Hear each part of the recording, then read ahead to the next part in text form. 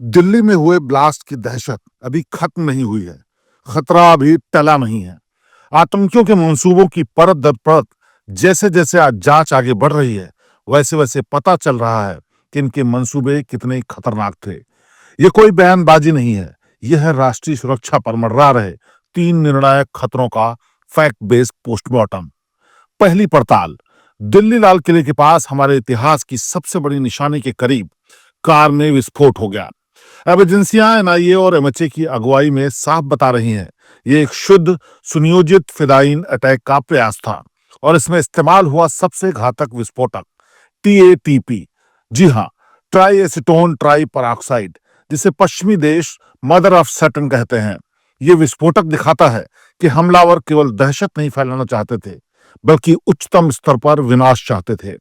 जांच के तार सीधे पाकिस्तान और बांग्लादेश तक फैले हैं, जहां साजिश का ब्लूप्रिंट तैयार किया गया। ये साफ है कि दुश्मन अब केवल सीमा पर नहीं, बल्कि हमारी राजधानी के कोर जोन में घुसकर वार कर रहा है। दूसरी पड़ताल। फरीदाबाद।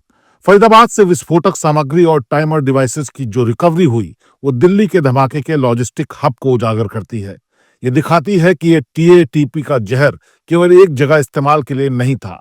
स्लीपर सेल का एक विशाल नेटवर्क एनसीआर के औद्योगिक इलाकों में सक्रिय था, जो आईईडी के कंपोनेंट्स और रॉ मटेरियल को इकट्ठा कर रहा था।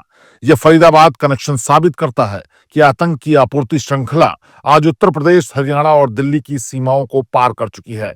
हमारी पुलिस और खुफिया तंत्र को यह समझना होगा कि चुनौती अब केवल कश्मीर या सीमा तक सीमित नहीं है, यह हमारे घरों के पास दस्तक दे रही है।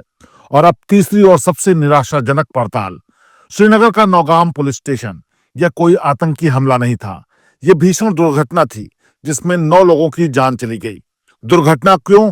क्योंकि पुलिस स्टेशन के भीतर जब्त किए गए विस्फोटक सामग्री, जिसमें अमोनियम नाइट्रेट और अन्य आईईडी कंपोनेंट शामिल थे, में विस्फोट हो गया।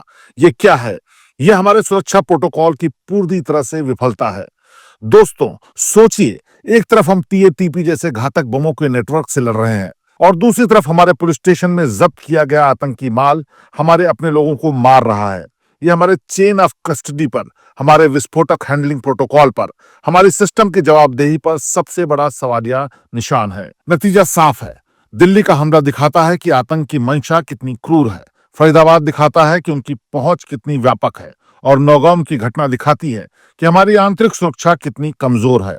जब तक हम आंतरिक विफलता को दूर नहीं करेंगे, तब तक हम बाहर के दुश्मन से नहीं लड़ सकते। आज राष्ट्रीय सुरक्षा में एक साफ कमांड स्ट्रक्चर, जीरो टॉलरेंस और अकाउंटेबिलिटी की मांग है, वरना ये आतंक का त्रिकोण हमें हर मोर्चे पर नुकसान पहुंचाता रहेगा। श्रेष्ठ भारत पर खबरों से जुड़े रहने के लिए चैनल को सब्सक्राइब और लाइक करें, बेल आइकन दबाएं और देखते रहें श्रेष्ठ भारत।